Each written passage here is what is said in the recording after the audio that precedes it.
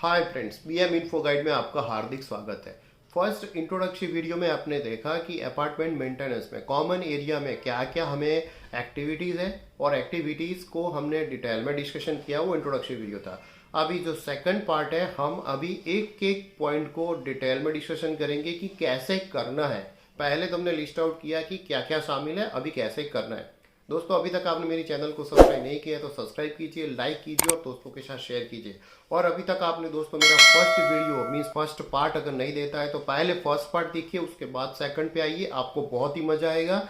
और आपको ये वन टाइप ऑफ ट्रेनिंग ही है, तो ट्रेनिंग का सेकंड पार्ट लीजिए, शुरू करते हैं। दोस्तों, हमने बोला था सबसे पहला है हाउस कीपिंग। तो हाउस कीपिंग हम कैसे करते हैं? कोई ठेकेदार को नियुक्त करते हैं। ठेकेदार को नियुक्त करने के बाद हम ऐसा डिसाइड करते हैं कि हमारा एरिया के हिसाब से हमें कितना हाउस कीपिंग के लिए मैन पावर चाहिए। सपोज कि हमें 2 या 3 चाहिए, बेस्ड ऑन द लोग आपको ये कर सकते हैं कि मुझे 3 या तो 2 चाहिए या तो 4 चाहिए, based mean as per the requirement. दोस्तों, ये सारी चीज़ जो हम डिस्कशन कर रहे हैं वो रेजिडेंशियल एरिया के लिए भी कॉमन है, कॉमर्शियल एरिया के लिए भी कॉमन है। इसलिए अगर आप कॉमर्शियल या तो रेजिडेंशियल या तो कॉमर्शियल रेजिडेंशियल दोनों का कॉम्बिनेशन है तो भी ये जो गाइडलाइन है, ये ट्रेनिंग है, आप सबके लिए कॉमन रहेगी।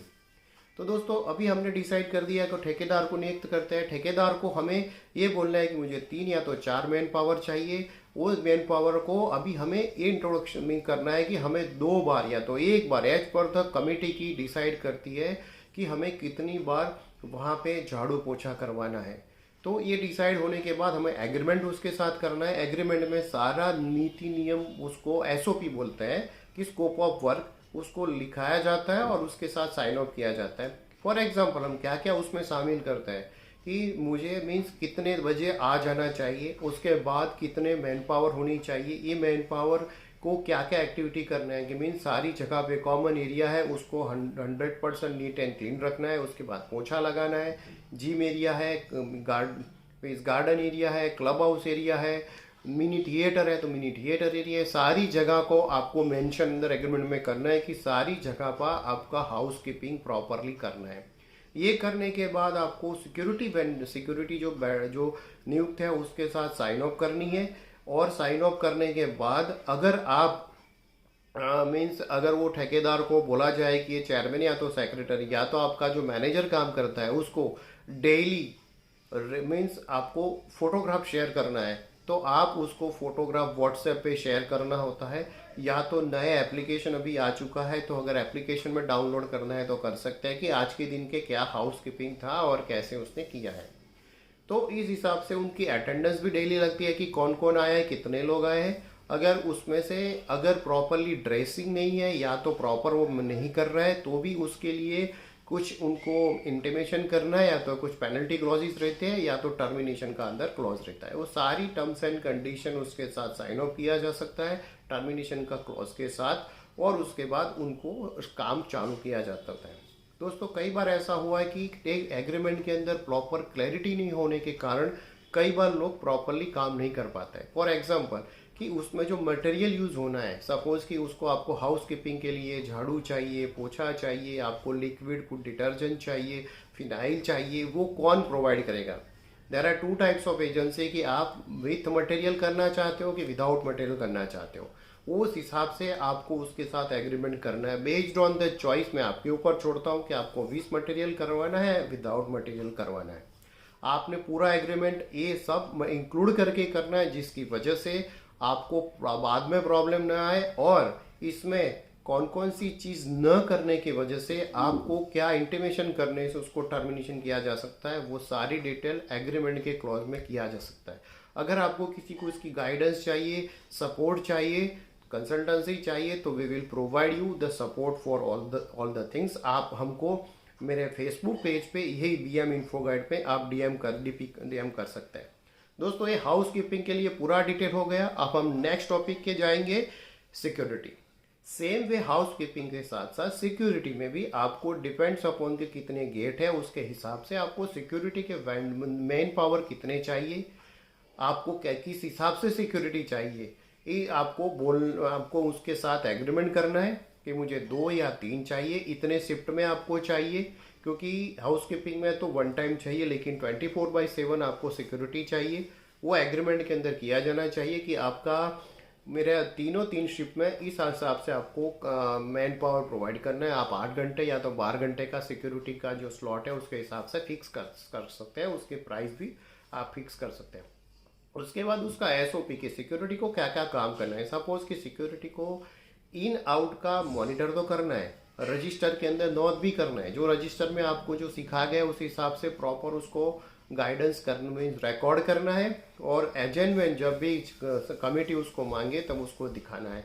एक काम ही हो गया। दूसरा काम कि जो हाउसकीपिंग जो एजेंसी काम करते हैं उसके ऊपर प्रॉपर मॉनिटर करना और उसके अंदर उसके रिकॉर्ड रखना कि कौन कौन आया हुआ है, उन्होंने प्रॉपर आज का काम किया है कि नहीं, वो देख रेख भी उनको रखनी है। उसके बाद मैन्युअली कई बार क्या होता है कि लाइटिंग जो ऑन ऑफ करना होता है, कोई पानी का pump, overhead tank out of उसको बंद चालू करना है, लिफ्ट या तो एलिवेटर को प्रॉपरली मैनेज करना है, उसको मेंटेन, उसका जो एएमसी है जहाँ सारे लोगों का एमसी है उसके मैन पावर आवन जावन उसकी रिकॉर्ड एंट्री, उसके बाद आके काम के कर गया उसके बाद चेक करने की, ये सब सारी रिस्पॉन्सिबिलिटी आपको एग्रीमेंट में अंदर एक एक चीज़ बारीकाई से लिखनी पड़ेगी, जिसकी वजह से आप उसको काम प्रॉपरली कर पाए।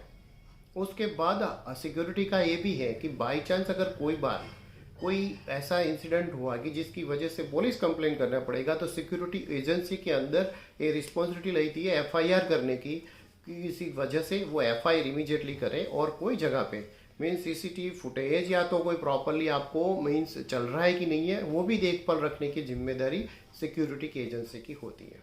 तो ये हो गई सिक्योरिटी उसमें कि आपको एग्रीमेंट पूरे एसओपी के साथ करना है, और उसमें भी अगर वो प्रॉपरली काम न करे तो टर्मिनेशन क्लॉज के साथ उसको करना है, जिसकी वजह से आप जब भी अगर प्रॉपर काम न करें तो उसको टर्मिनेट कर सकते हैं।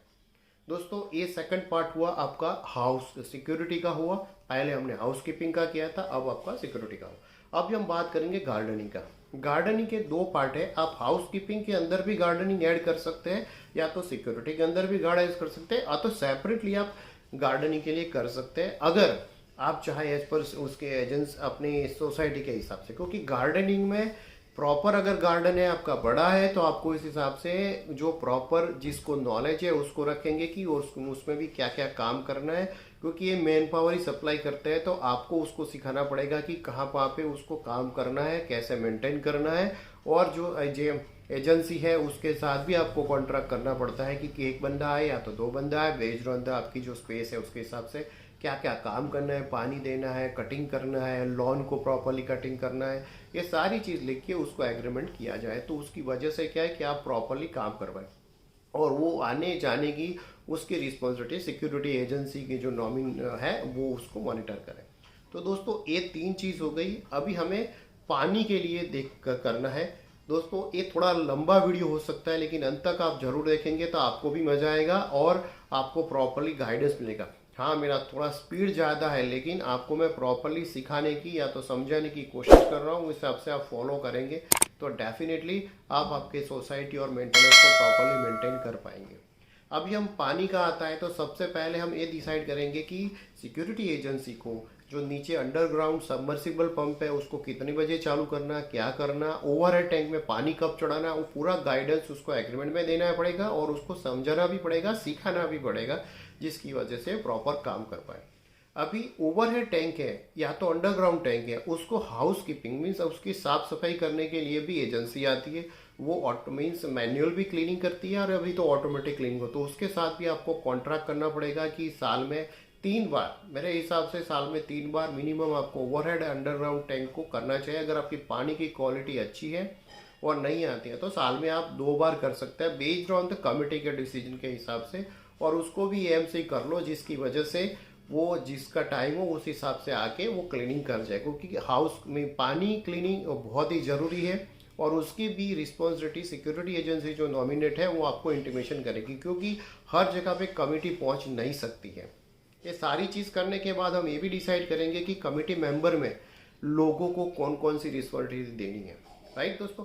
तो उसके बाद पानी में आ गया, एक तो आपका टैंक का आ गया जो स्वच्छ पानी के लिए। अभी जो ड्रेनेज सिस्टम है, ड्रेनेज को जो हाउस कीपिंग की एजेंसी है उसको ही रिस्पॉन्सिबिलिटी देनी है कि आपका जो ड्रेनेज है एटलीस्ट साल में 3 बार वो प्रॉपरली क्लीन करे, जिसकी वजह से ड्रेनेज चॉकअप न हो जाए। इवन दो मानसून के पहले एक बार वो क्लीन कर ले ऊपर का कॉमन का टेरेस है उसको क्लीन करने, जिसकी वजह से पानी जो है वो भर न जाए और प्रॉपरली आपका जो आउटपुट है वहाँ से पानी निकल जाए। मॉनसून के पहले टेरेस का और प्रॉपरली ड्रेनेज को क्लीन करने की रिस्पॉन्सिबिलिटी और बाकायदा होनी चाहिए, उसकी जिम्मेदारी हाउस कीपिंग की एजेंसी में होनी चाहिए, जिसकी वजह से पहला बारिश आए या तो जब भी कोई ज़्यादा बारिश आए तो आपका कोई भी ड्रेनेज एरिया या तो अंदर की एरिया को कोई पानी चॉकअप न हो जाए, पानी भर न जाए।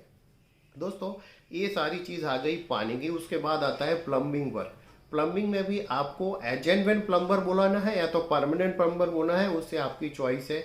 लेकिन मेरे हिसाब से आपको एजेंट के हिसाब से कोई प्लम्बर को आप नियुक्त कीजिए कि जब भी आपको कॉमन एरिया में करना है तो आपके हिसाब से आ जाए। उसके साथ आप रेट कॉन्ट्रैक्ट कर सकते हैं कि इतना इतना एक्टिविटी है, उतना इतना आपको 1 साल तक कभी भी आएगा तो ये हिसाब से आपको होगा, जिसकी वजह से आपका कॉस्ट कंट्रोल होगा, मैनेज होगा और उसका आपको ये बेनिफिट होगा कि बार बार उसके साथ आपको प्राइस के लिए नेगोशिएशन नहीं करना पड़ेगा।